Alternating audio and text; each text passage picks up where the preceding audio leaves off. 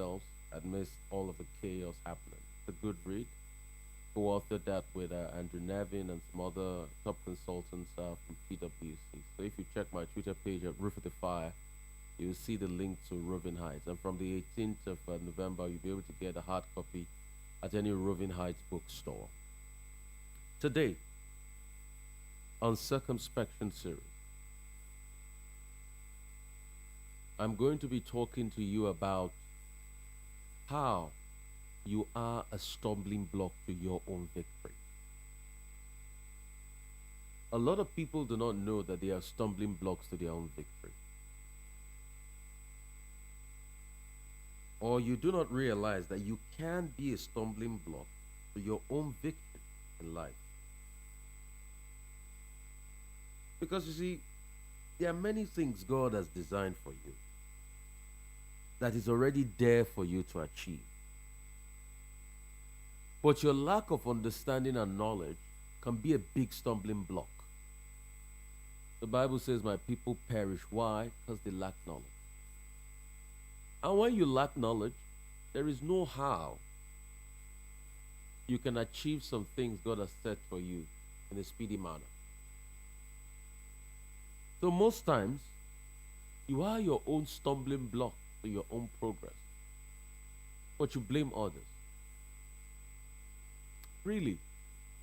Maybe it's not really others that are causing your problem. Maybe it's you.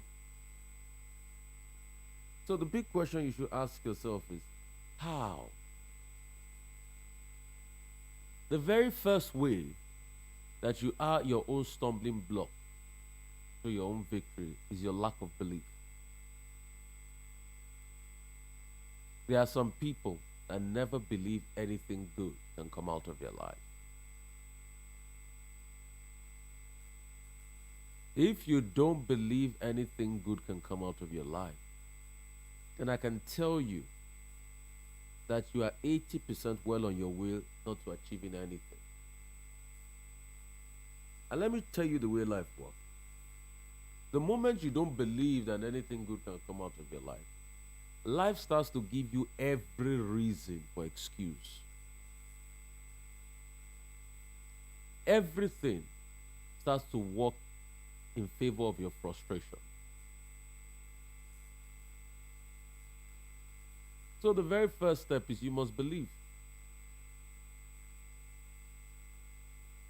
Like some people, if I tell them you can do well in Nigeria, there is money in this country, they will say, come on there, shut up. What are you saying? Because simply they don't believe. I was talking to a very high up there businessman, and I asked him a question. This man is a real estate developer, one of the biggest in the country. This man has concessions for airports, one of your major airports in the country. He had a concession at a point for an expressway, one of your most important expressway in the country, one of our most important. And I asked him a question. And I said, honestly, tell me, you were in England. You came from England as a young man, as a lawyer. Could you have replicated this level of your success in Nigeria, in England? He said, never. He said, my daughter went to Harvard and she told me when she saw my CV that it is only in Nigeria that this is possible. What was he trying to say? That it is only in Nigeria that the unprecedented possibility would have been possible. Don't get me wrong. Was he oblivious of the challenges? No. He keeps facing the challenges every time. He will face those challenges. But for the fact that you believe that nothing good can come out, then you're already half your way there. The moment you believe that nothing good can come out, you're already half your way there.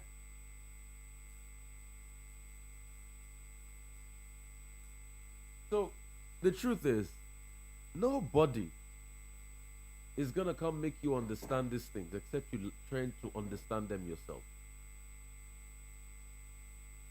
Nobody is going to come give you the wisdom unless you make the effort yourself. Nobody will fall from heaven unless you make do on it yourself. So if you constantly believe that nothing good can come out of your life in this country, then nothing good will come out.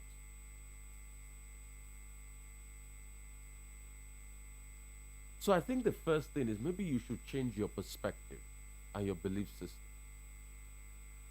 And you can change belief system. You know why? Because belief is a reflection of what you see constantly. If a child lives and grows up in a slum, he will think everywhere is a slum.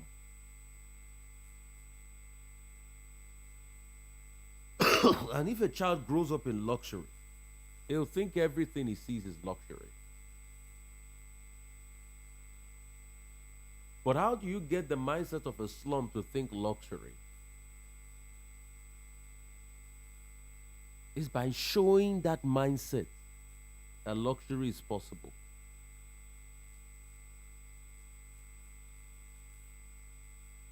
And that's why I tell you, please, even if it's once a month, you say you're a poor man, go to where rich people stay.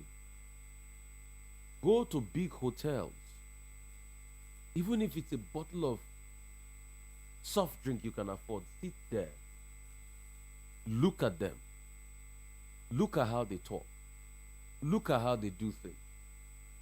Something is happening to your subconscious, you don't know. A brain that has been open to a new idea will never return to its original side.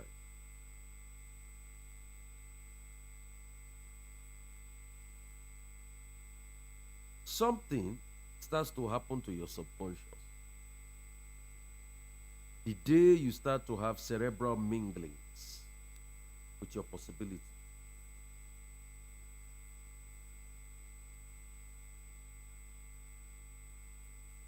The thing is,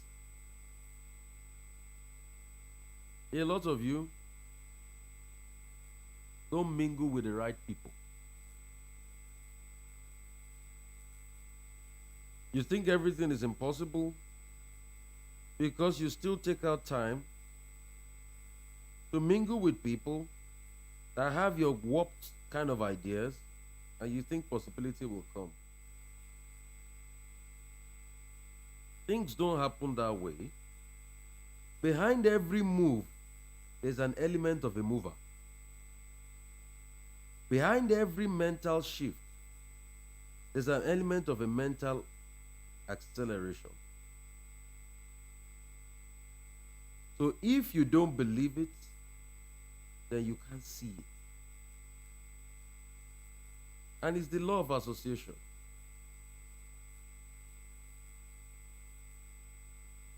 So if you don't sort out your mindset, you can't create. If you believe nothing is possible, how would you convince people to buy from you? If you believe nothing is possible, then how would you convince people to buy from you?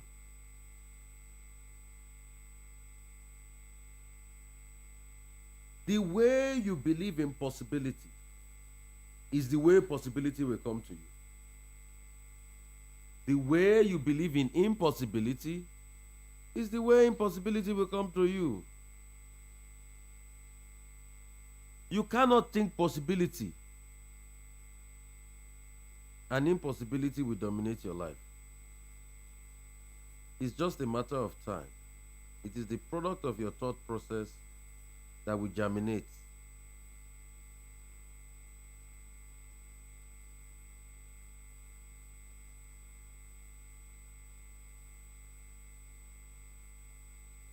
It is incumbent on you to start believing that things are possible.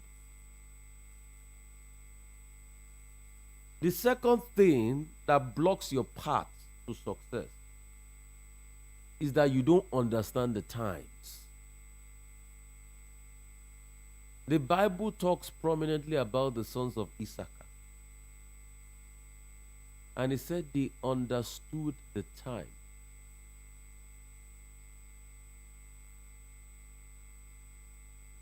Understanding the time is one of your magical key to eternal declaration of victory. Understanding the times is one of your magical keys to internal declaration of victory. The question is, what are the times even saying as we speak? A lot of people have not taken out time to even understand what the times are saying. All they see is what the times are churning out in destruction. But you know, for every destructive tendency, in the grand scheme of things, there are successful tendencies.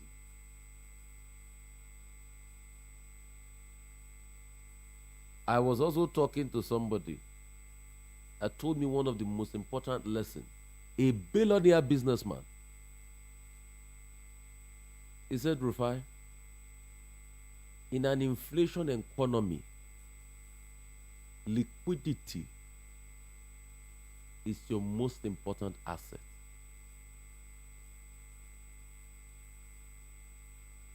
He told me, he said, Rufai, I built an 11-floor building in 1986, 87, 88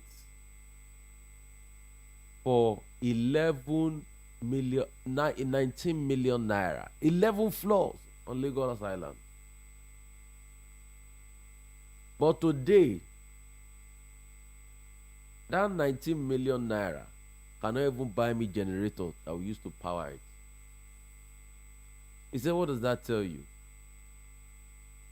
He says, as long as you have assets that can bring you liquidity or regular cash flow in an inflation economy, you will always have your leverage. You see, these things I've just told you now is what you will spend over 40,000 pounds for in a business school and you will not still learn. This is life lesson 101. Somebody called me the other day, Rufai, can you teach us business and how to make money? I am teaching you now. Nigeria is an inflation economy. Inflation will always come. As it is with every economy. But what are you holding on ground as leverage? What do you have? For every money you used to buy, calculate all the money you spend in a year in buying Ashwebi. It will get you a portion of land in Mowe. Calculate the inflation on the real estate price in Mowe in the last 10 years.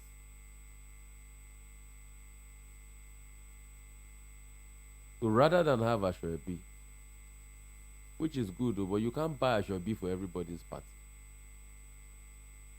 Then buy land, buy prospect, buy possibility.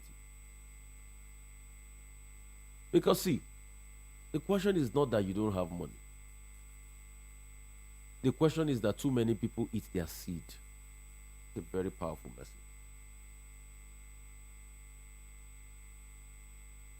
The question is not that you don't have money.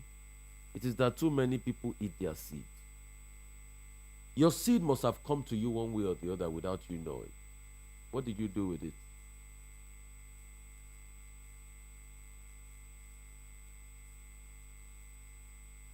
Think deeply.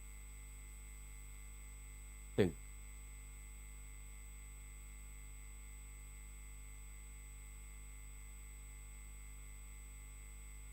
So the reason you create your own stumbling block is that you don't understand the times. I've just told you one important secret now.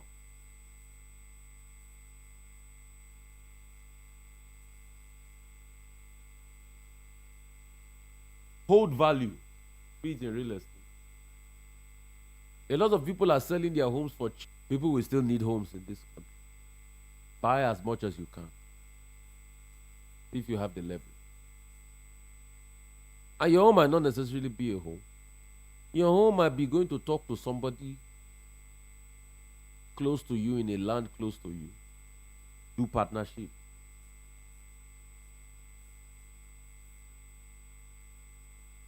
For you, your leverage might be skill.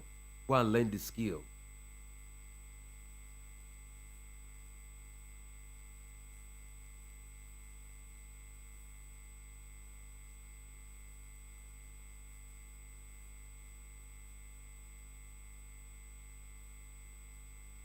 Go and learn the skill.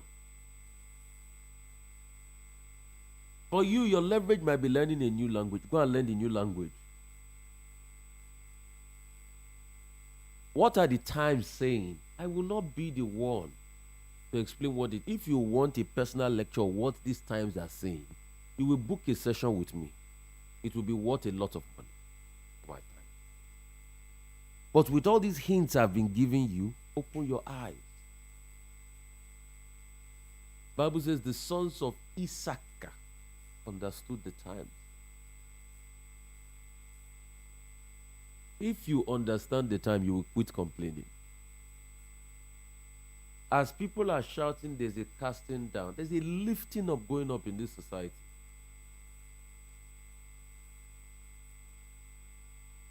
Be careful whose complaint you are listening to. Because see, a lot of people that are complaining with you are doing well in the corner, but they will never tell you. Is there any time that anybody ever came to tell you that the country is very good? I'm balling, I'm cashing out. Is there any time? Answer me. Is there any time that people come and tell you that, yeah, I'm doing so well? Oh, is there any time people come and announce to you that things are so plenty? I'm making so much. Is there any time? No. You know, because there's a Yoruba saying that issue any bantama for journey. Once your yam start to sprout, you cover it and eat. So you don't tell the other person. And the Yoruba was saying that the bird will not tell another bird of an oncoming stone.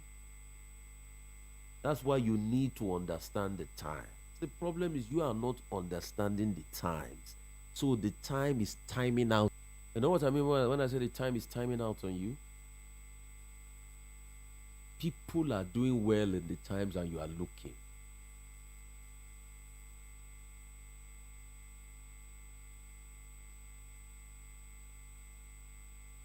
It is time for you to quit the mentality of being an onlooker for other people's success. Look out for yours.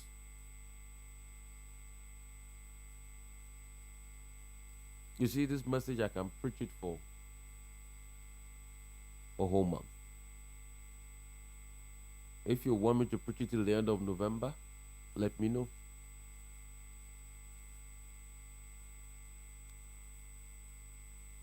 But the truth has to be said, a lot of people are their own stumbling blocks.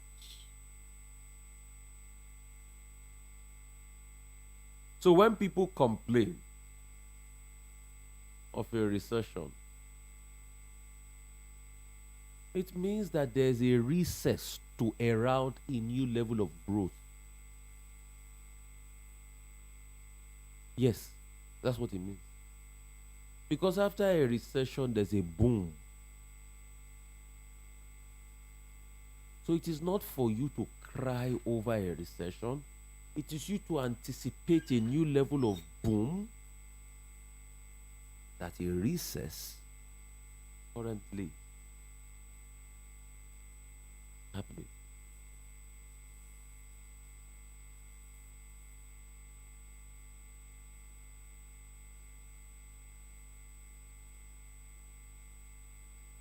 Let me hear from you. This is the very deep insight. I want to see if people are listening to this. 0700 903 903 903. You know, very sweet food like this, we don't finish it. Let me hear from you. I want to even see if you got the ordinary ones I've said. See, there are people that listen to these same things I've said today, and they activate their faculties and worked on it, in the next 5 years, they will be sought after as a result of this message. But for you that you are listening to it now and you are not activating anything, may you not be the one to complain.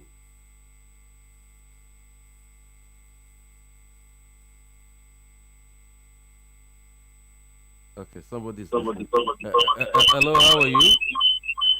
Good morning, Mr. Rufai. Morning, sir. How are you, sir? How are you today? God bless you, sir. In fact, I am enjoying the lecture you are giving this morning. Thank you. It's sinking into my head, seriously. Thank you. Should I preach it for the next 1 month, or I should... Come again? Should I preach this same message for the next 1 month? Because I still have a lot to say. It's a master class. Please, may God give you the strength. Just go ahead, please. Okay. Just go ahead. It's sinking. In fact, it's sinking into my marrow. Seriously. Okay.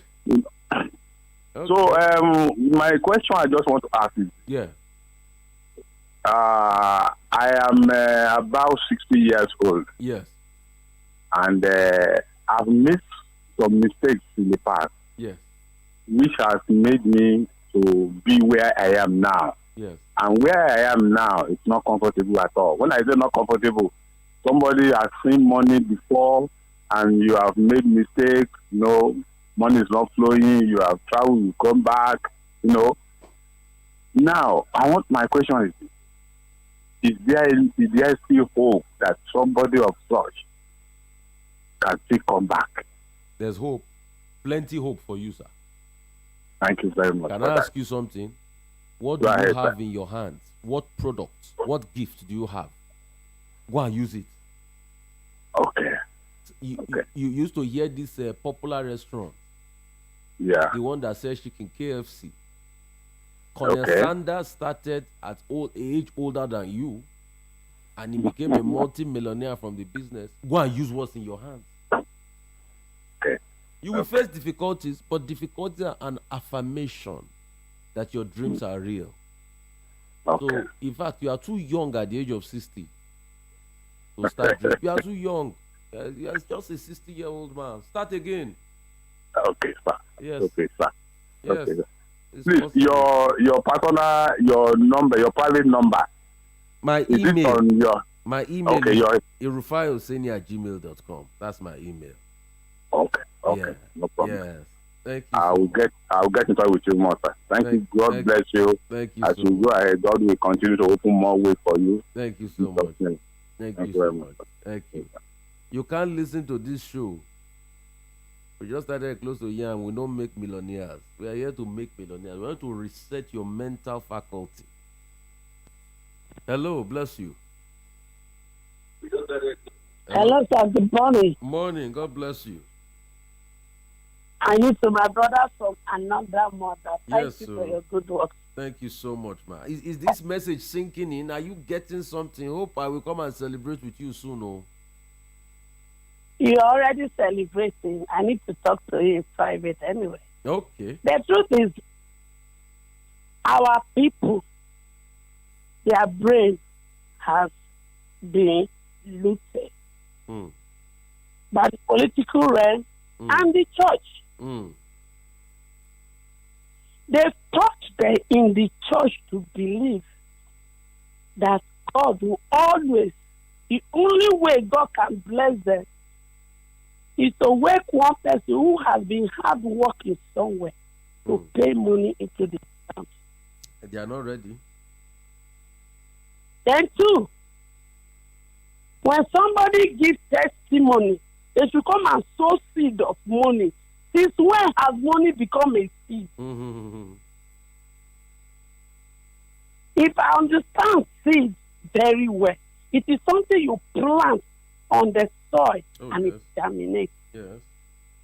So when the pastors and GO who have turned their tummy as their God continue to lie to us that money is seed, that is the genesis of our problem.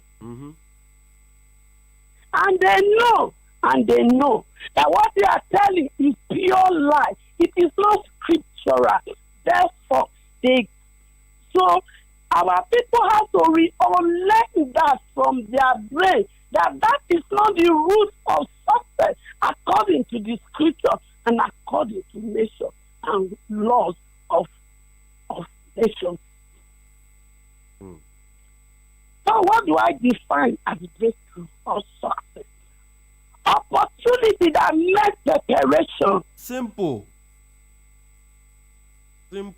Opportunity has to meet preparation. So how prepared are we?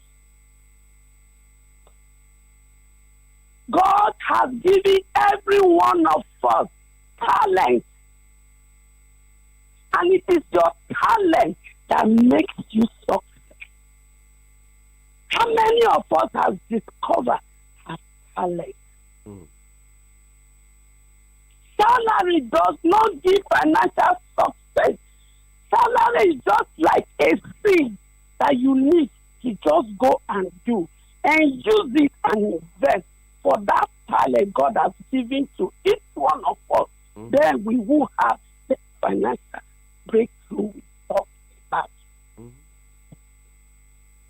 But our pastors and GOs, because they want to flaunt their lifestyle, have continued to lie to us, and heaven is angry with all of them. They have become anyone that is so lazy that cannot even do anything. They went to carry the Bible in the name. They ordained themselves as pastors, as evangelists, as bishops. Where is it written in the Bible that they shouldn't work? Are they Levites? Even Levites go to Israel where Jesus has come from. Did they still dwell on tithe and offering? Even Levi that was set aside for that reason. The Bible says they should bring it so that there will be food in the house of God. And it's meant for everybody, not for the Jesus and the pastor, which they have turned it to be. Until our people liberate from themselves, from this falsehood, my brother, there will be no success Thank in you so much. Christianity. Thank you so much. You've said it all. Thank you. You've said it all. You need to emancipate yourself from mental slavery. None but ourselves can free our mind. I can preach about this a whole month. Hello, how are you? Good morning, sir. Bless you. God bless you, sir. Yeah. I'm enjoying your administration. Thank you. The only thing is that on Sundays like this is good. You say whether you can continue to preach this message. Yes, you can continue, but you give it another time, maybe evening or afternoon. Because why I did not go to church is because of the eye challenge that I have. Many people are in the church now, and they are not listening to this good message. You will hear it again. It's on YouTube. If you go to our YouTube, Voice of the People 90.3. Because I say I have eye challenge. I am an evangelist. But you can listen again. We'll make it available where we'll play back again. Maybe in the afternoon and the evening. Yes. We'll play back again. Because now people are supposed to go to church. I cannot go because of the challenge of my eyes. So this message you are taking is a wonderful one. A lot of things are happening in our churches today. Yes. Even as a minister in my church. So could you believe that since I did the version, the pastor that is the pastor I'm under him cut my salary to 9,000. What is 9,000? During the time of COVID, he was giving me 4,000 a month. Can that one feed me and my family? A lot of things are happening. God needs, in fact, for me, I will say, let God come. Let him come and do like he did in the time of Noah. so that all of us will go together and go and answer our queries over there. Thank you, well. sir. It is well. It is well. It is well. It is well. Amen. 0700-903-903. It's a powerful message to open your perspective to the greater possibilities of the future. I'm just on the second part on how people sabotage their own victory. When I talked about understanding the times. Hello? Hello, Rufai. Good morning. Morning. How are you, sir? Beautiful, bro. Yeah. Rufai, I'm sharing here. I wish I had somebody like you as a mentor some years ago. Why I didn't discover a person like you about 16, 18 years ago. The man talking to you, small cash was in my hand. A man who I had said, opened their class shop. She had bought land to and build house. I helped and they even pay 2 children school fees. 4 children people who are trained today. No one of them remember me, even in this my condition, this my icon. So I eated the seed. Why I start sharing it, I eated the seed instead of to plant the seed to germinate. I pray for a good food. I was thought that I was doing good. I parent people children. One is US now. She my life. One is Spain now. They block my life. She's happy if I call her now I said everything, you will know her. I train the children. Open that they will take care of me even in old age as I am today. Where are they? Even as I am blind for 15 years. So I didn't plant that seed to grow. I mean, the man I opened, I helped him even start their cleaner work. Today, he have almost 2 shops now. And he has buy land along by that side and built his. He's living in his own house now. Why I'm living in 1 room, rented. Why did they discover people person like you? When people wake up, 9 p.m. morning, I will continue listening to you, and I know that I will bounce back. Amen. And I'm now, this is time to apply my emotional intelligence. So if I start tight my hand now, nobody should call me a stingy man. This dad is now a stingy man. I thought that I was doing good down there. This is Mr. Francis. I know you. Bless you. Bless you. Bless you. Don't eat your seed. Yeah, you do good to men, but your seed, where is it? Because it's your seed that will germinate.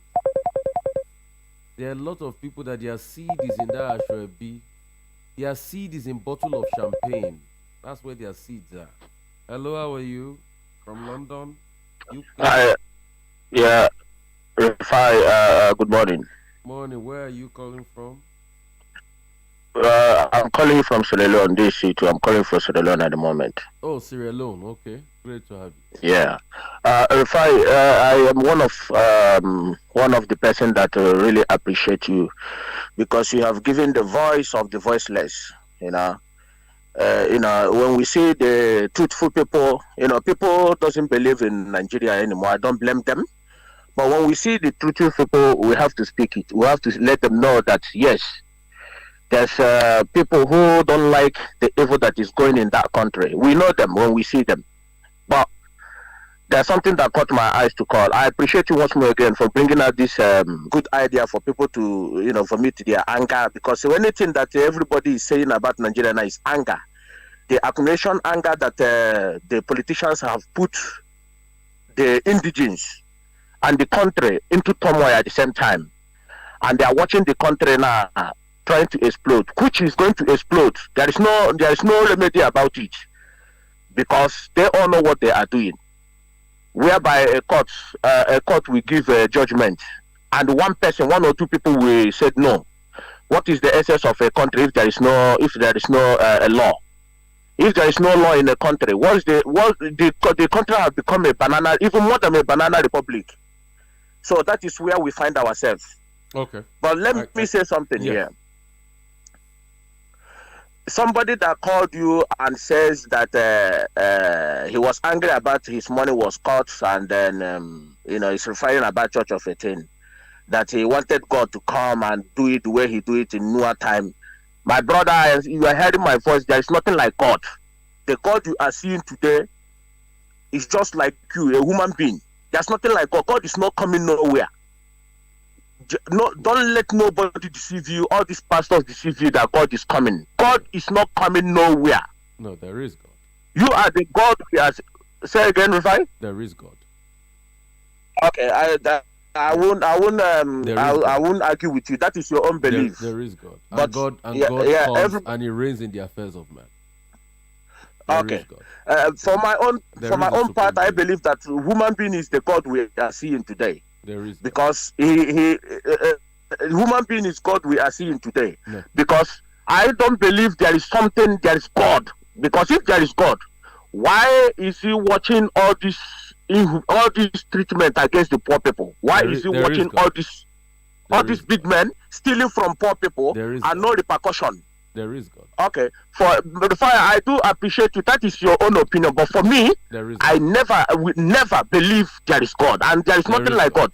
It's just the problem of the pastors using it to deceive people, to make people go in abject poverty.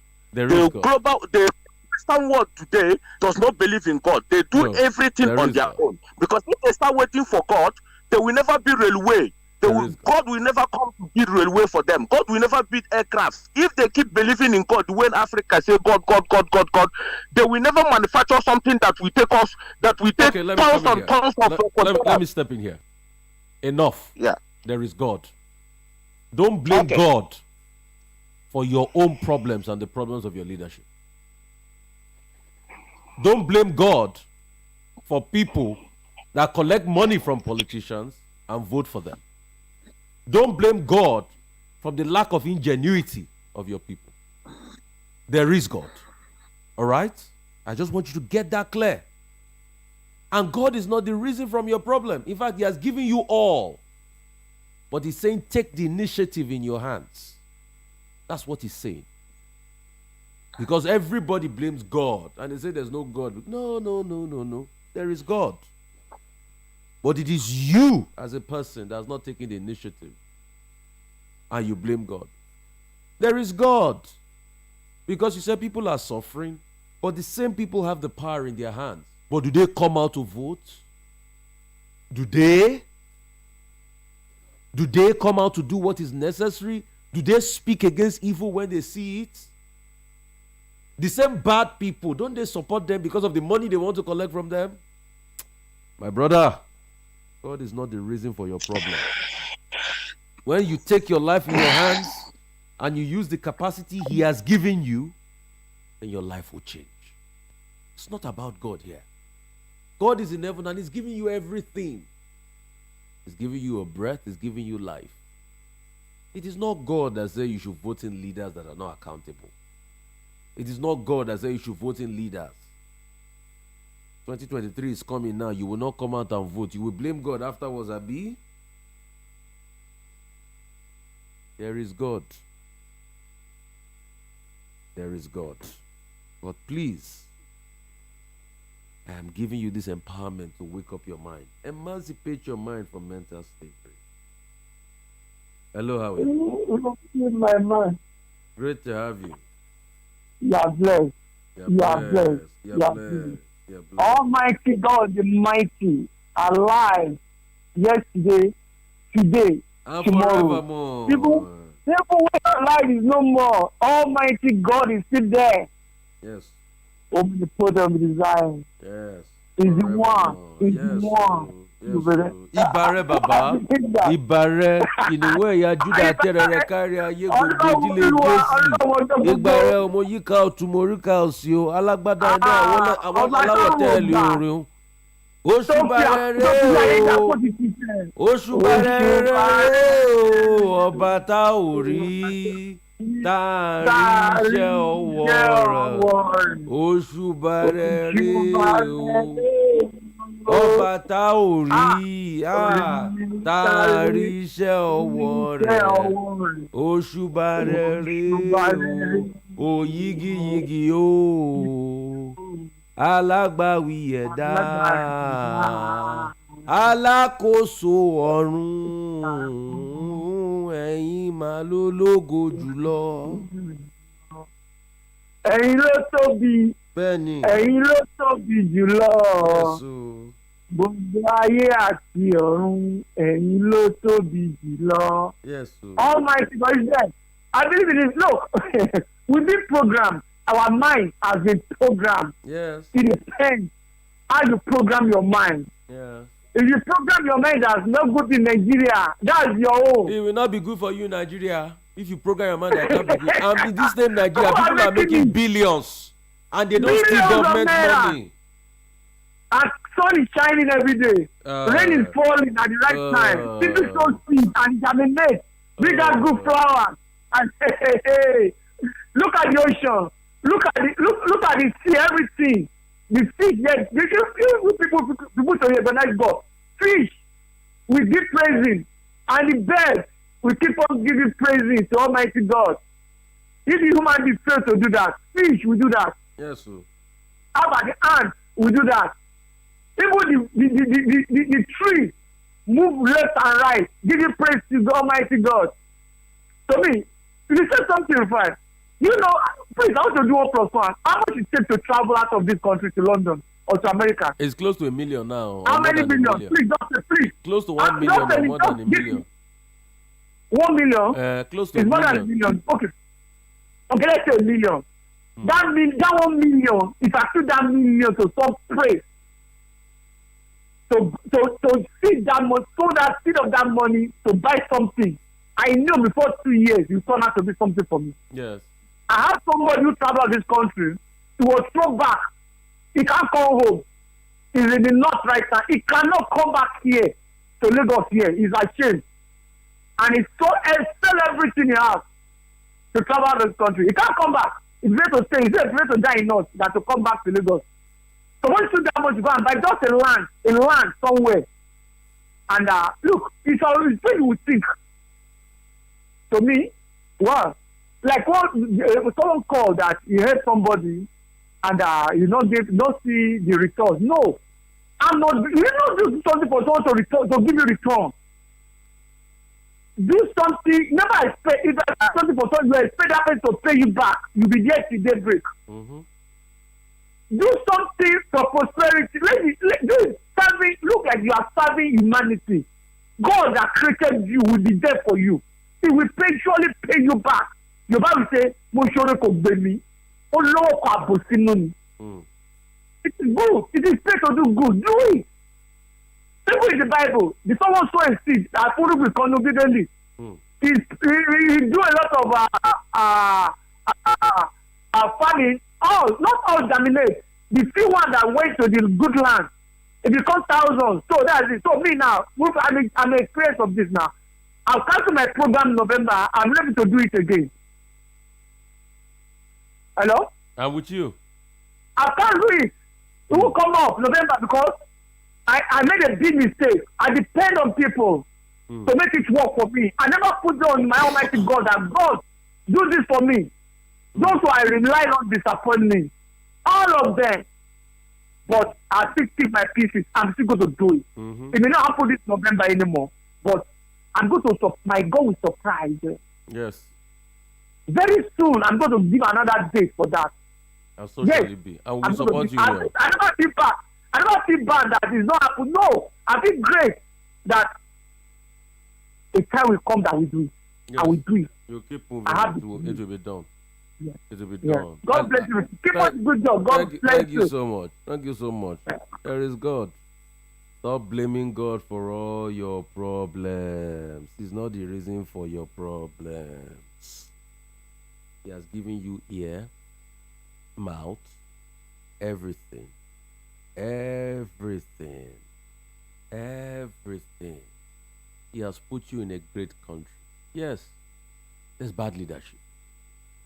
But bad leadership aided by people that are benefiting from bad leadership. And you see, you forget that everything has expiry dates. It will come, it will go. Boyega Adekunle, I see you saying good morning. Empower Trading Click, I see you. Bless you. Let me take this one more call and have a quick chat. Hello, how are you? Good morning, Mr. Rufai. Morning, how are you, sir? From Germany, I'm Munich, fine. Berlin? Yeah. Chef Berliner. So I don't need to introduce myself Introduce yourself for anymore. the sake of everybody listening. Thank you very much for the good job you are doing. Bless We you. really appreciate that. And God bless you. As I always said, I don't go to church again. This is where I find my church in my family. I got everything I want from you. I have to be honest with you. God be praised. And and I'm very happy for that. So regarding the issue of maybe we should put all the blame to God, let me just cite an example. Like in our country, beautiful country God has created for us. I beg, let them play, Jare. Let them play. They are the heritage of the future. Let them play. It's okay, thank you very much. Let Go them be to playing. Let them be hearing their sweet voice, Jare. Mr. Ruba, sorry for that. You know me, I like people. Let them be hearing their sweet voice, please. Let them be playing. For now, Tomiwa, I ask you to Mr. Rufai. Hello, Tomiwa. Good morning. Guten Morgen. Good morning. Guten Morgen. Good morning. How are you, love? I'm fine. Guten Morgen, Mieli Ben. Good morning. Guten Morgen. Morning. Bless you. Bless you. God will bless them and Thank keep you. them. Blessings will Amen. be them. It will be your Thank you very much, Mr. Rufa. Amen. Thank you. I'm very happy for that. I really appreciate it. Thank you very much. Yeah, okay, let's go back to the business. And as I was saying, regarding the God that we don't have to put blame to everything that happened to us that is the cause of God, something like that. Mm-hmm. I can categorically say to you,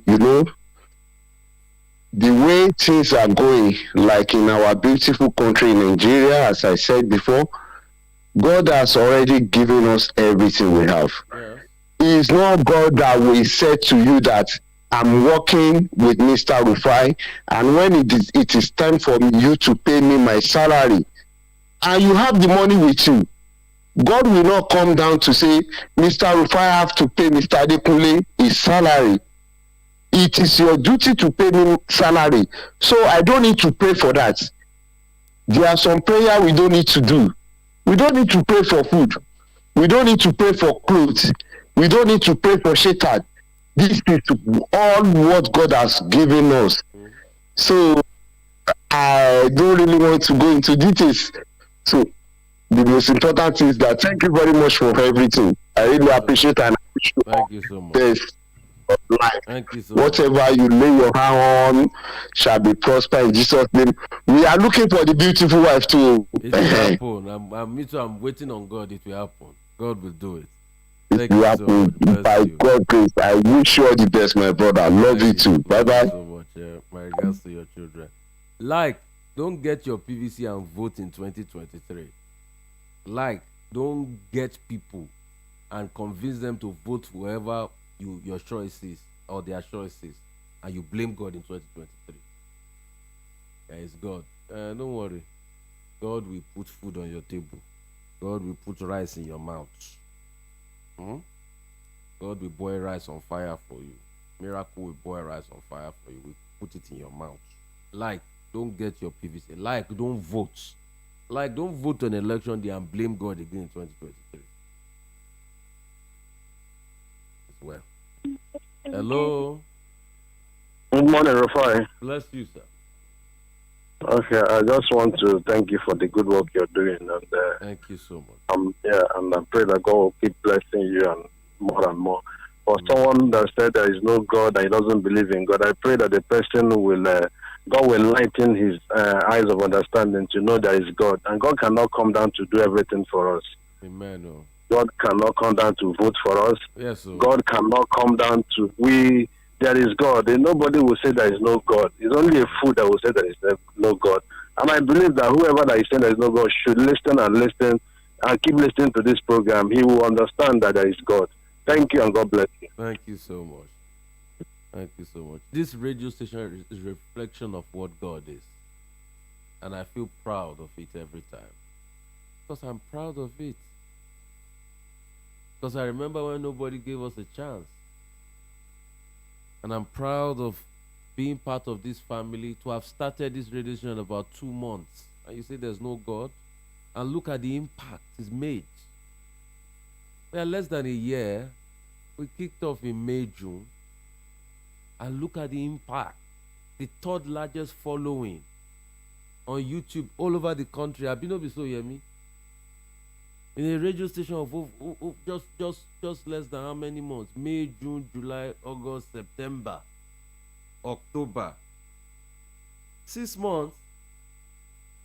Oh, June 8th. June, July, August, September, October. 5 months. And see the impact. And that's why when God gave me the name, the voice of the people, it's been the voice of the people. And that's why I tried to put the name on it, the voice of the people. And you say there's no God. In this economy, everybody was crying. We could have not set it up.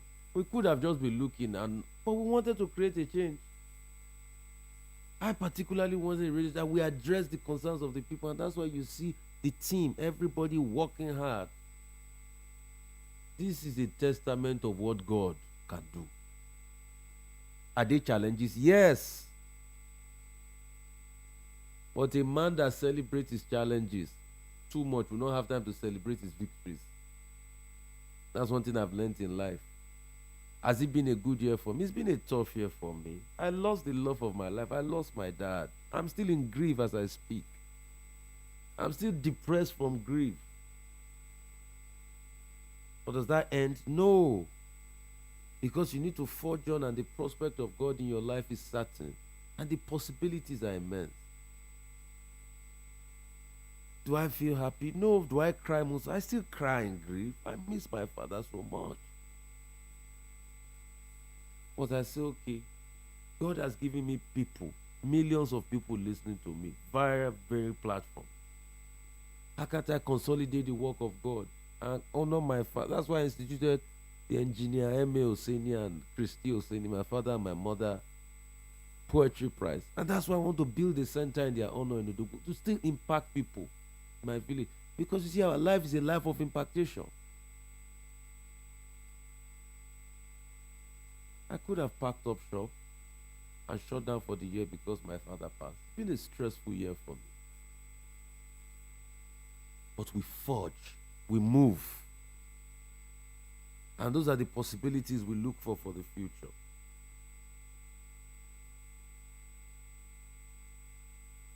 You know, we do nation building too on this show. Let me call Mr. Dele Farotimi. He's spokesperson for Labour Party now. And let me grill him. There are many questions people are asking about Mr. Peter Obi's candidature and all of that. Let me ask him those questions on our behalf.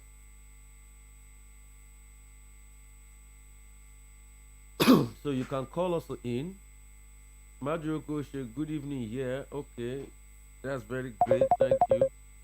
A lot of people getting us in from diaspora. Mr. Dele Farotimi, how are you, sir? I am very, very well. Pleasure to have you this great Sunday. God bless you. Thank you for your time. Can you hear me? Yeah, I'm hearing you, but there was one break, a point. Oh, so sorry. I think it's the little intermissions from WhatsApp. So now you are part of the Peter Obi campaign. So how is that going? And I just have a lot of concerns people have about the Peter Obi candidature.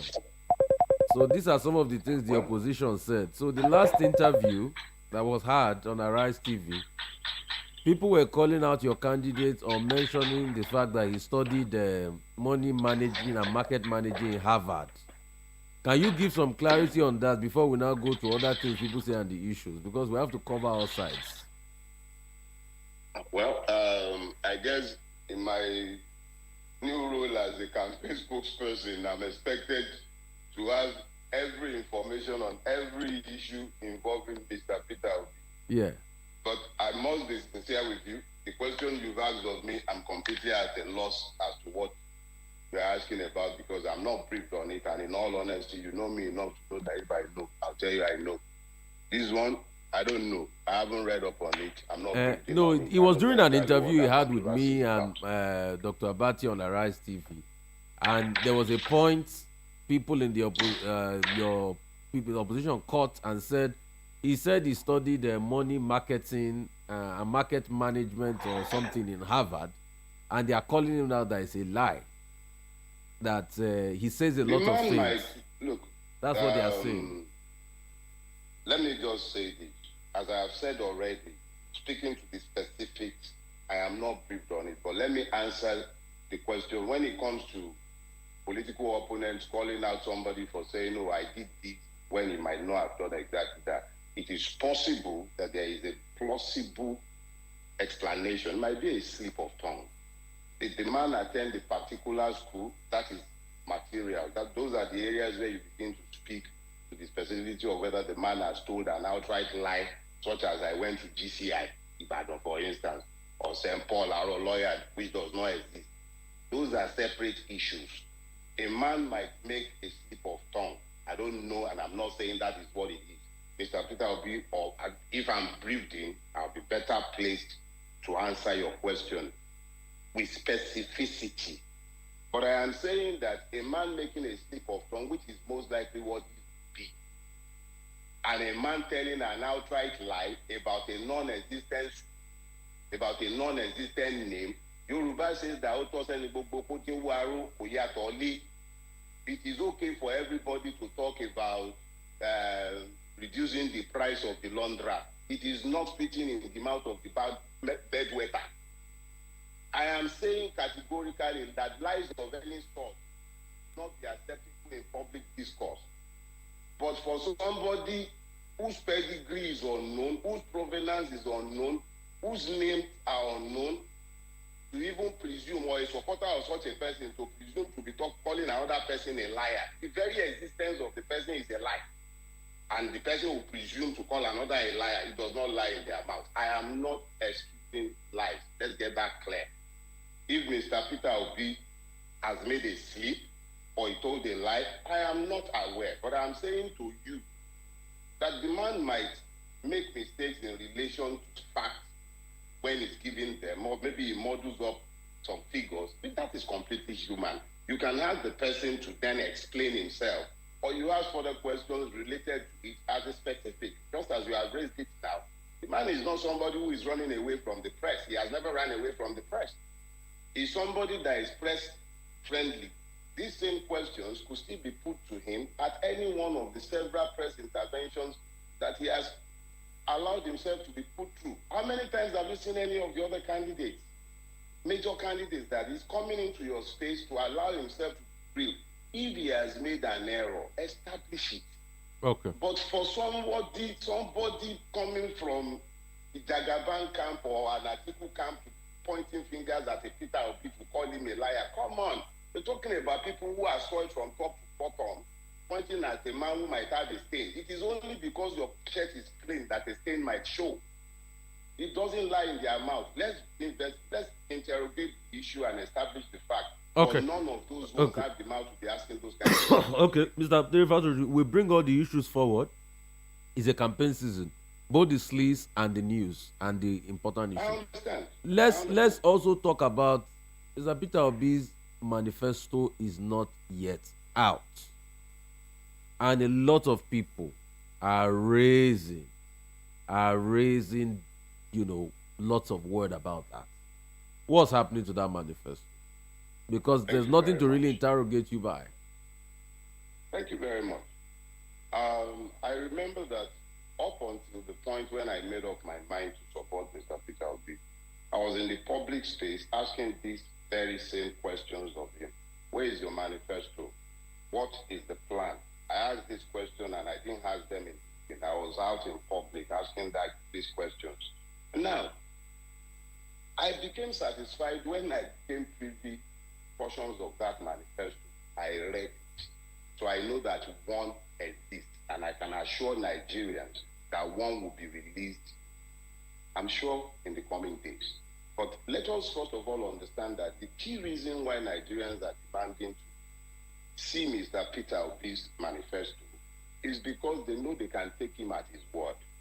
They know that if he has committed to a plan, he would follow through on it because he has a history of doing so. So if they are asking, which was why I was also asking, I wanted to know exactly what it was that I was committing to. And I'm telling you that I have seen the manifesto, and I know that there is a manifesto, and I also know that one will be released in the coming days. So let me just say this. Manifestos might be copy and paste like the one that you are seeing from the other parties and other candidates. Might be products of intellectual exercises by excellent professors from Harvard and what have you. Or they might just copy and paste somehow. But the point is, how committed are these persons to the plans they are putting forward? Peter Obi follow through on his commitment. So yes, people should demand to see his manifesto, and yes, they will see one in the coming days. Okay. Would it involve restructuring? And is he It committed? certainly does. How will he restructure? That's why, because all the manifestos I keep seeing, there's no how. What is his plan for restructuring? And what is his plan for taking away subsidies? Okay. You're asking me to give you substantive. Yes.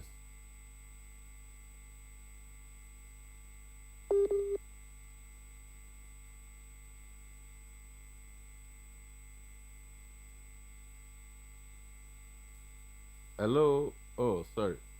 Hello? Can you hear me? Hello? Yeah, I can Hello? hear you. Yeah. Yeah, I can hear you. Go ahead. I said you're asking me to offer details Yes, please. of a manifesto whose author and ultimate owner has not released to the public. What I can say to you is this. If a man is saying that I want to move Nigeria from consumption to production, it is obvious that he cannot do so with a system designed to consume. At every level, the Nigerian state is designed to consume, not to produce. It consumes the sweat and tears and blood of his people who are not citizens. So if a man is saying we will move from consumption to production, it means that at some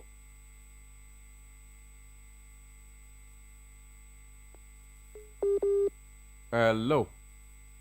Oh, we're having challenges with the phone line a bit. I think somebody's trying to get me. Hello? Yeah, can you hear me? Go ahead. But, Yeah. no, Yeah. I think it's from your hand. It's from my end. It's from my end. I get the drift. Yeah. So as you were saying. Yeah, I was explaining that you cannot move a country to production, especially one that is structured, without substantially tweaking the structure of that country. So yes, there is a restructuring plan, but we must understand that it is a democracy. Peter Obi is not in a position to decree a plan into existence. He must work with whatever is on ground that he meets. That means if Labour does not have a substantive majority in the National Assembly, which is unlikely, given the fact that it's not completely on ground, the people themselves, who might have, in fact, who must of need have bought into the plans that he has presented to them, becomes factors in ensuring that restructuring can ever happen. If we, who have elected a president who has offered us an alternative vision, was to move people from consumption to production, you must have offered them a vision against a system that is bent on remaining the way it is. Revolutions come in different guises. It will take one to elect a Peter Obi. against this system. It must be that the people themselves decided that they want a change. So, and that can only happen on the strength of a vision, which I am hopeful he will be able to communicate with the aid, of course, of his manifesto. So, last, the people must take ownership for anything that must change, if anything must change. But I assure you, Peter Obi has a plan structure. But it is a plan that can only work when every Nigerian, Yoruba, Fulani, Igbo, Ijaw, whoever you are, at some level, yes, you must have your say, but it's a democracy. It is a democracy, and if the people are indeed the centerpiece of that democracy, then they would elect a Peter Obi. But if they are not, then they would have more of the same. But if they have then expressed that citizenship by electing somebody who certainly cannot be the hope of the system, then it is incumbent on them to ensure that they follow through on the basis of his election and make sure that he does that job. Okay, Mr. Dele Farotimi, so let me make an inference. So what you are saying is, the manifesto plan of Peter Obi to restructure Nigeria will only be feasible if Labour Party holds the majority seats in the National Assembly, which is almost not possible. So in a case... No, I didn't say that. Those are your own inferences, and that inference is wrong. Okay. That inference is not even scientific in relation to Peter Obi. When Peter Obi was the first time governor in Anambra State, he had to work with an assembly populated by the PDP. And he worked with them. He was impeached by the will of the people and the aid of the judiciary. He went back to power and he still worked with that same House of Assembly. So it's a function of how he involved we. It is either he's doing our will or he's not. So whoever is in the National Assembly, it does not matter. It is either the people in the National Assembly have been elected to serve the will of the people or their own narrow interest. If it is the will of the people, we, the people who have elected the president on the promise and hope of change, would make sure that, is that president going to order armies to kill us on the street? He will start rallying in support of change? Would he? So if you have the presidential power behind the quest for change, it goes some way. And that is without prejudice to the fact that whoever the Nigerian might be, whatever parties they might have been elected from, ultimately the interest of the Nigerian person should supersede any sectional. So you're saying that restructuring is going to happen and it's not a pipe dream like some people promised that they didn't deliver and they set up committees for. So you are giving us your word on that. We can take you by that. Let me repeat myself, but at least we've known ourselves. I'm not talking about ourselves as personal in our persons now. I'm saying in this space, the day I start telling lies, my value is gone. The day I trade my conscience for a word, my value is gone. I have given up far more than anyone can give me. So why would I be lying on Peter Obi's behalf? What's my business? I don't want anything from him. Okay. All I want is promise of change. Let's move on to subsidy now. How will subsidy be removed again? And that's why you see it's very hard for us when we don't have manifesto in our front. How will he remove subsidy? Because he keeps saying, I'll remove it, and I'll substitute it for production and watch it. How? That's why we need a concrete document to let us know how these things will be done.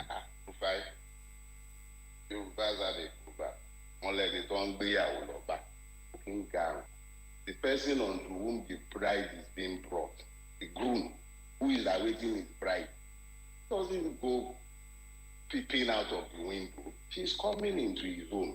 I have told you. But it's dependent on the event center the wedding is happening. If it's past hour billing, you'll be looking so that you have the wedding done quickly. The more beautiful your bride is, the more anxious you probably have that should be delivered to you. Especially when you have been kept waiting during the period of betrothal. I am just simply telling you this, Rufi. I know as a fact that anybody who is telling you they can't, even if Peter Obi were to be a raving leftist, he cannot maintain the subsidy regime. It's unsustainable. It's full of fraud. It's about pure brazen theft. So nobody in their right mind would presume to say they will keep such a policy. But when you now begin to ask questions as to specifics of how he intends probably to push in effect, probably to reinvest such money in the economy, you would have to wait for the manifesto. I can't speak substantive policy as it relates to specifics. Okay. I can only tell you, as the candidate himself has told you repeatedly, that he will remove that subsidy. Even this current government told you they will remove it. The man said it was a fraud, and yet it has ballooned under his watch. So I'm not sugarcoating anything. I'm telling you straight up, it will be removed. How and when? Please wait for the manifesto. Please. Okay. Another thing a lot of people accuse Labour on is that your position on national issues, people expect more of your position paper. For instance, what since this CBN new policy of redesigning the naira and calling forth the old notes and all of that, and the increase in the forex rate and the economic instability that is happening now, and the finance minister reacting to this that she wasn't even aware, the Labour Party has not released any. What's your position on this? Okay, let me first of all let you understand something, and you need to place things in context. The Labour Party that you see today may be likened to the old Nadeco, when we had a national emergency and a lot of people of different persuasions came together in recognition of the fact that there is a common strategic objective. Now, you will find that in its early stages, there might be less adherence to form because it is not used to playing to form. If we had a machine, or shall I say, quote and unquote, structure, such as the ones possessed by the APC and the PDP, I'm sure by now you would have seen this spokesman for this talking about it, spokesman for that talking about it. But because we are in our infancy, you are going to find, perhaps, I would have loved to have a situation where somebody had come out on behalf of Labour Party and say that, okay, this is what the position of the party is on this, and it would be better if we were a little more nimble and able to do that. But me, I'm a lawyer, at least a retired one. All I know as far as the currency issue is concerned is that there appears to be some measure of dissonance between the CBN and the finance minister. But I also know that I read up on Kingsley Moghalu's opinion on the subject. And I am sufficiently convinced that in spite of my several disagreements with Lefiole, the ex-presidential aspirant who sits in the CBN, I happen to agree with him on this particular one. But I am agreeing only as the person offering an opinion, having read the opinion of an expert, and that is Kingsley Moghalu. All I know is when I'm talking money, either I have money in my account or I don't have money in my account. I'm really financially illiterate, so don't ask me for opinions on finance before I take your beg you. I can't in good conscience give you anything beyond what I read by Kingsley Moghalu, and I support position. Okay. Another thing I would like to... Let me enter a further caveat. Yeah. It is not impossible that the Labour Party has placed this position in the public space, and I am unaware at the time. No, in fact, the Labour Party, there was a coalition of political parties that... taking your word that nothing has come out. No, in fact, there's a coalition of political parties that came out to support it, and I was thinking the Labour Party, is part of it. But I would also like to ask you something that a lot of Nigerians feel very pained about. Your vice presidential candidate, Mr. Datti, said that the massacre in NSAS that you were prominently part of, the numbers were debatable. That's your vice presidential candidate. Your vice presidential candidate in Labour Party. I hear you, Rufai. And a lot of people are shell shocked at that. What will you say to your vice presidential? Okay. I listened to the interview in question, and what I can say to you clearly is that the man was clearly misinformed, and his opinion was clearly not perhaps as educated as it could be if I had had the opportunity to have a talk with him. Okay, so your vice presidential candidate's opinion is not educated on the subject. On the subject. Okay. I think here a man, let me be clear, right? The man clearly expressed a wrong opinion. Whether that opinion, what informs it, I cannot tell. But I know as a fact that there was a massacre at the Lekki toll gate beginning from 6:43 p.m. on the 20th of October 2020, beginning with switching off the light by the LCC, followed by switching off the camera or whichever preceded it, and members and elements of the Nigerian army fired live ammunition and shot and killed and maimed multiple number of Nigerians, many of whose body have never been recovered because they were taken away. The tribunal set up by the Lagos state government established that as a fact. So if a man is confessing his ignorance of a subject, it is different from him denying that it happened. What I heard was a man confessing his ignorance of the subject, not denying it, because it is not deniable. It is a judicial fact. I don't need to prove it again. A judicial panel of inquiry raised by the state wrote it in his own report that there was a massacre there. So I can't be, whoever the person is on the other side, the best I can say is that the person was misinformed. And that's the honest truth. That's my position on this. I don't believe he will be privy to the facts, and he will continue to argue against the facts. Okay. I want to follow up by saying, this is your vice presidential candidate. In an event that anything, or maybe Peter Obi has to travel, this is going to be like the substitute president. So if he is misinformed about a very important thing like NSAS, then doesn't he make mockery of what the Labour Party stands for? Because most of the fillip the Labour Party gets is from the NSAS movement. Rufai, yes, sir. Rufai, we can try and build a mountain out of a molehill from now to kingdom come. It will not become a mountain. Let us be clear. We are living in a country where the federal government and the Lagos state government, up till today, in spite of the finding of the panel, continues to deny that there was a massacre. There are very few media houses in this country that have stood up to own the fact that there was a massacre. Because if you admitted to it, then you would have to give justice to the victims. There are people in government in Lagos State today who should be hauled before the International Criminal Court.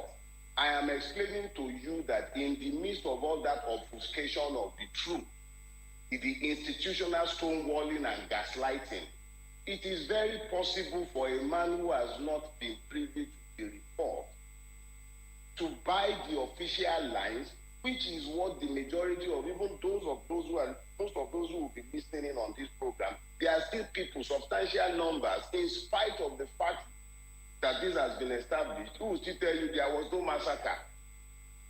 So I'm not saying to you that that position is right. I am saying that if the issue were to be one where I have had the opportunity to speak with the gentleman, I would have pointed it out to him that it is not a subject of argument.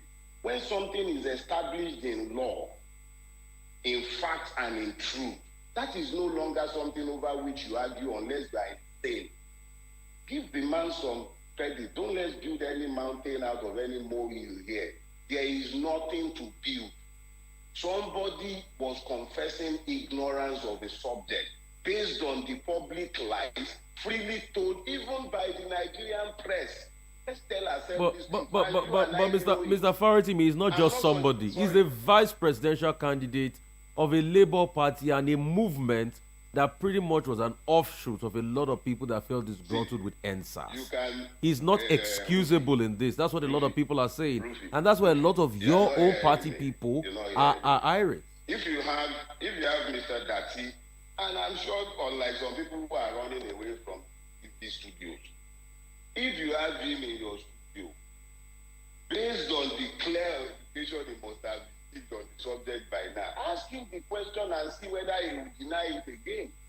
But I am saying to you that a man was in your studio and you were asking questions of him, and coming from the bubbles of Abuja, where these deniers have been established as true, quote and unquote, unless he had received specific briefing on the subject, how could you? Is not. This was one. This same person spoke extensively to the fact that the NSAS protest was a legitimate protest. Why is it that this singular line, which most of us look, I saw. I'm not dealing with TV footages. I saw victims. I'm not going to come on here and start telling you what I did or did not do. But my bona fide in that struggle permits me to say with clarity that the man cannot even presume to have the facts and say what he said. But this was a singular line in an interview where the man spoke well of the struggle. He didn't condemn it in any way. He spoke to his understanding as far as I'm concerned. And I'm not speaking as a partisan on the subject, unless I have given the man the opportunity to have the facts and he continues to deny the truth. I cannot hang him on the news you are hanging me. I will not. Because the truth is the truth. You don't argue against the truth. If the man has those facts in front of him and he's still saying there was done, then that's another ballgame entirely. He has been given these facts. He can no longer come before anybody and deny the fact that there was a massacre. There was one.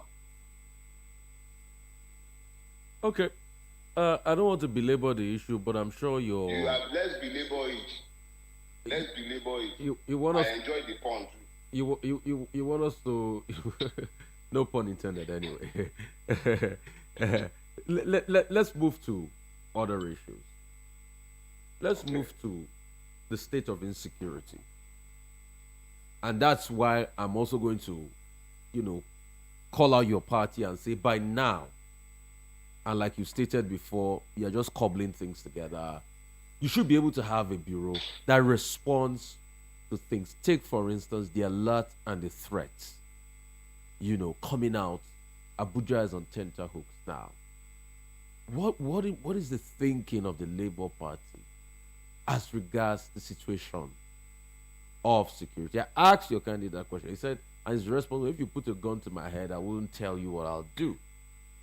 But a lot of people want substance. Thankfully, me, I'm not even in your studio. No, a lot of have a gun to my head. A lot of people. So, a lot of people say. What I will say is this, Rufi, please, pardon me. Yes. If my candidate has told you, and remember, I speak for the campaign, not for the party. Let's make that.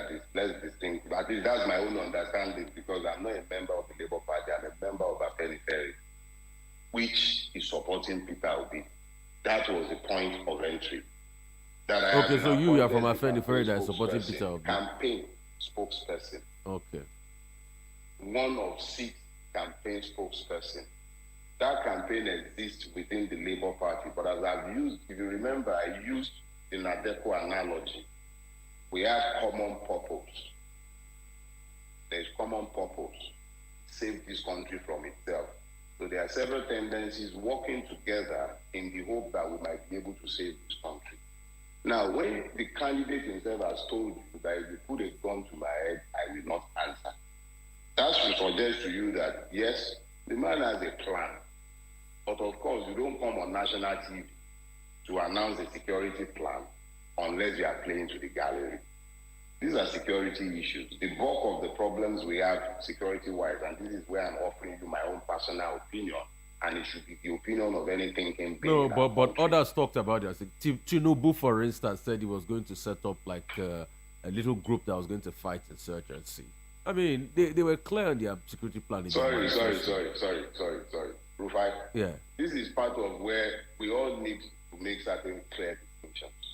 Tinubu told you set up a small group. Whatever small, large, 50 million Agbado eating army is going to set up. At least Tinubu has said something. What have you people said? Installed.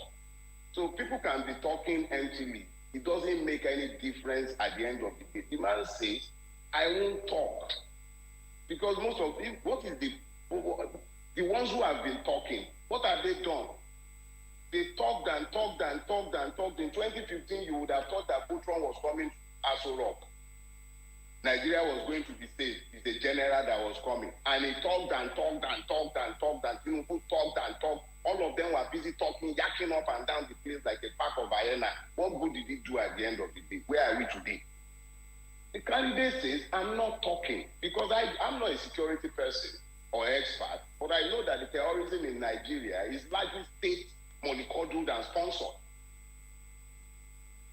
What facts do you have to back that up? Why do they have the list of terrorists since all these days, terrorist financiers since all these days from Dubai and from the UAE? What have they done about it? What has Tinubu ever said about that? So the man is saying that you set up a small thing. That's the kind of thing that one is meant to be responding to. They have ready responses prepared by different consultants to fit every occasion that they create the problem and then they provide solutions. So, Rufai, please, I understand the urgency of the moment. But it's not that Tinubu said, what value is anything Tinubu has to say? Of what value? Advice that he but this one you're berating Mr. Tinubu, you had a past with him now, didn't you? Sorry? I said you were once chummy at a point with him now, didn't you? Was it? Did I what? I said chummy with who? With Tinubu. Was there a time that anything was never good amongst you guys? If anybody has been telling you such lies, tell them they are liars. I have never in my life been in the same room with Bola Ahmed Tinubu. Never.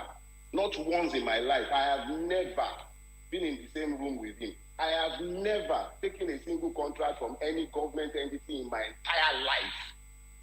Never. Tell me with who? Of what relationship does light have with darkness? Okay.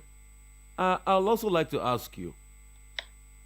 A lot of people are raising concerns that part of the people that they said did not do well for Nigeria are those that are pushing the Obi candidature, a la Chief Olusegun Obasanjo. Is Chief Olusegun Obasanjo behind you guys? And are all the top other army generals behind you guys? Are you done? Yes, I'm. Okay. Remember this, and remember it well. If there is anybody I blame the most for the woes of Nigeria, it's Olusegun Obasanjo. He's the single person I blame the most for the woes of Nigeria. I was old enough to remember his first time in power, OFN and all that nonsense. Operation Feed the Nation that become Obasanjo from Nigeria. So let's be clear. I wear no blinkers about the person of Obasanjo. Or IBB, sat on his heel. Or anyone else of the several monsters who have ruined Nigeria. I have no illusions about them, and I hope that one day they will be held to account for their crimes against humanity and Nigeria. Who is supporting Peter Obi? Anyone supporting him has one vote. And in the quest to install Peter Obi, anyone who is involved in that quest, by my own understanding, is in search of light. So Obasanjo is in search of light? Only Obasanjo can answer that question. He has not told me he's supporting Peter Obi. Let me be clear about that. But a lot of people say he's backing you now. Hold on now, Rufai. In fact, let me even give you more facts. Daniel Bwala was on my show. Okay, Daniel Bwala was on my show. Go ahead. That beyond what I see in the public space of Obasanjo seeming to be a supporter of Peter Obi, I have no basis to presume it, and you can really not presume anything with wily old folks. However, if Obasanjo is supporting Peter Obi, it's just an additional vote, and I am happy to have him supporting Peter Obi. Whether that support now translates to Peter Obi presuming to offer Obasanjo or any one of these other winners of Nigeria some sort of immunity is another ball game, because I will be opposed, and I will be opposed to it on the street of Nigeria. Let's be clear about that.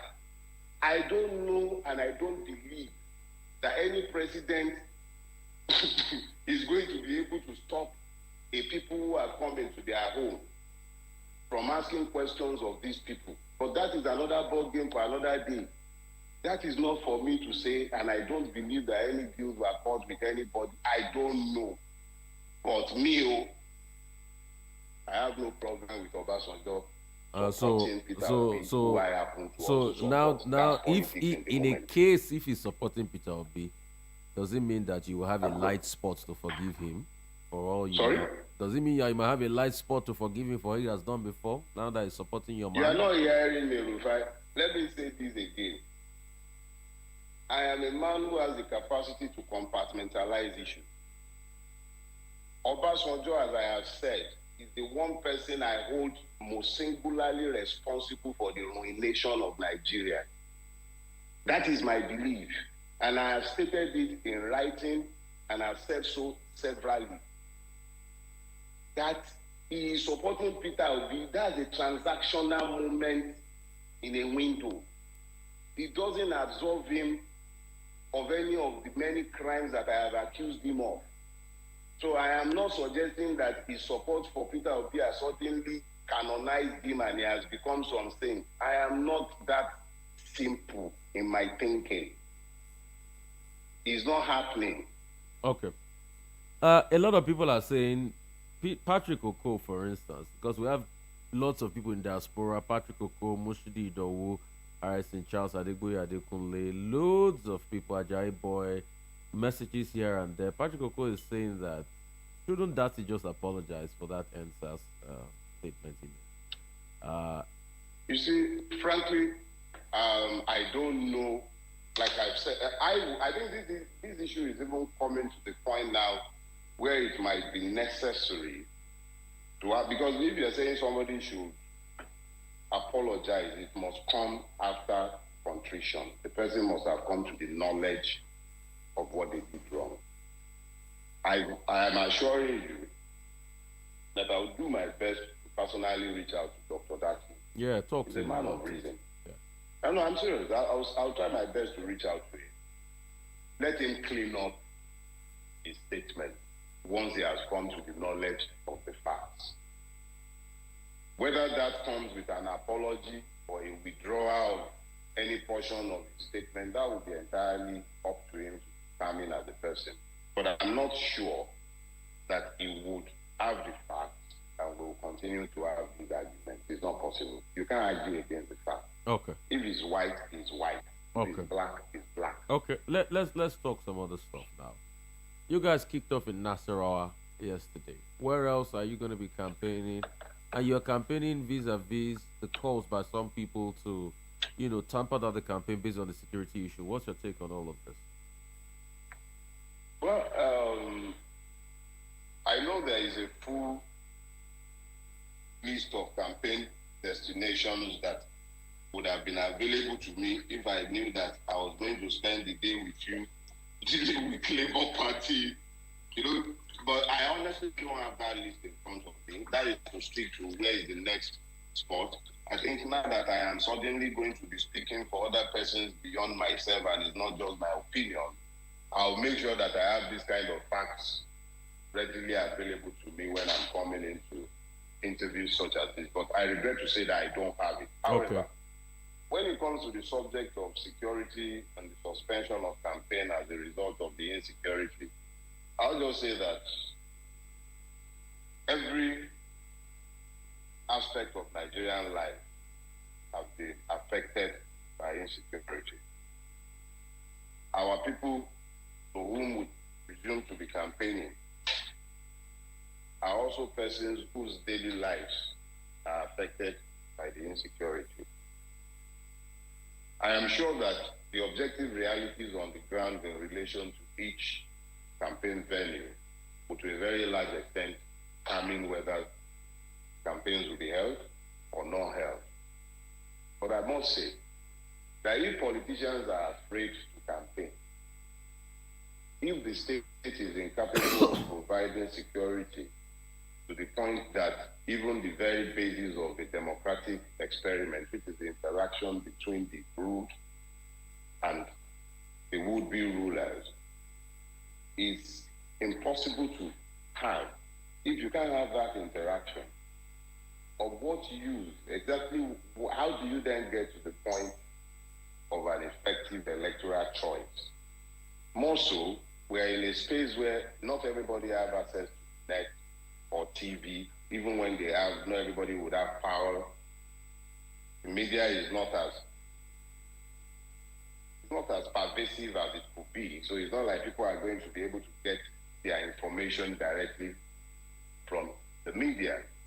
Some of us would, because we have that asset. So when you have these kind of problems going on in what is meant to be a democracy, yes, you begin to have talks of suspend campaign, yes, I'm even hearing whispers, let's have provisional or intent. All these permutations come in for some profit by whispers. I'm of the campaign should go on and set that. And we should, and this is what we are trying to do at the Labour Party, be as nimble as we can be, so that perhaps we find other ways. Okay. Okay. To the mass campaign and turn it to door to door. Okay. So we're looking at the possibilities amidst the security issue. 0700 903 903 903. Let's see if I can take one or two calls as we start to wrap things up. I've got about 5 minutes to go. Wow, or 10 minutes to go. Okay, 0700 903 903 903. Kanuchina so Victor say, I beg Nigeria to please come out, open your eyes to vote. Igwebe Charity say, very true. God bless you, sir. Moshudido Tinubu was a great governor of Lagos. He was responsible for political godfather system. Oludari Shola says Obi went ahead to support Atiku after he paid delegates to become presidential candidate. Obi and Atiku both votes in 2019. Patrick Oko says, I quite disagree with you. What Dele is saying, I can't agree with you. What Dele is saying, but please, Datti should make a statement on the SARS issues. So let him apologize if necessary. Position is Obi and Atiku. Okay, I've got some calls coming. Hello, how are you? Hello. Hello. Oh, okay. It wasn't popping up. 0700 903 903 903. Ajay Boy said, Rufai, but Obi has said that he will increase police and increase the force capacity. Harrison Charles says, Mr. Dele, you're my mentor. I love your ideology. Madubu Chukwu Uche says, Rufai, tell people to vote. Okay.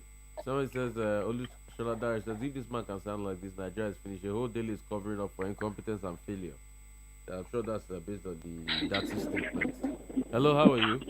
Hello, Rufai. Good morning. Good morning. Real quickly, your thoughts so that I can tell your question to Mr. Dele because he can't hear you. But go ahead. This is Ibrahim from Lhasa. Ibrahim from Lhasa, go ahead, yeah. Your guys say that they don't want to say anything about security or other things until when they get there. Well, you try to blame other people that they talk. At the end of the day, they do. Please, Nigeria want to hear them, what they are going to do.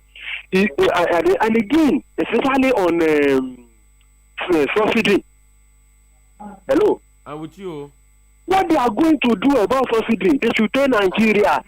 Okay. Nobody should come and use 419 talk for us again. They should tell Nigeria what they are going to do about subsidy.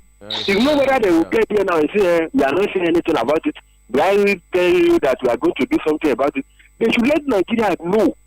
Okay, let them make sure when they get there now, they don't have anything to do with subsidy. That's what the man is trying to say. Okay. They should tell them what they are going to do about subsidy. Okay. Thank you so much. Really appreciate you. All right. Uh, so he's saying, please say everything. Adegoye guy, I can see you. Thanks so much for the gift. Oh, please keep giving us more gift. Oh. We need money to pay our bills in this radio station. You know, we are not the big boys yet. Still collecting Toro Kobo to buy diesel for a generator.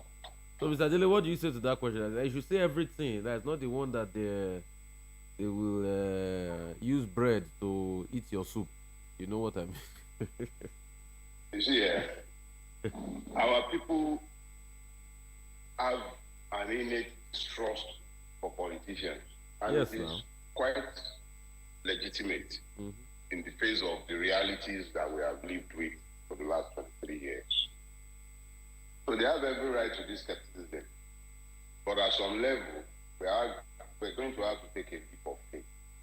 And it is that leap of faith that I'm also taking along with them. But I'm also saying to them, and I've tried to explain this to a few people, I'm not in this for office.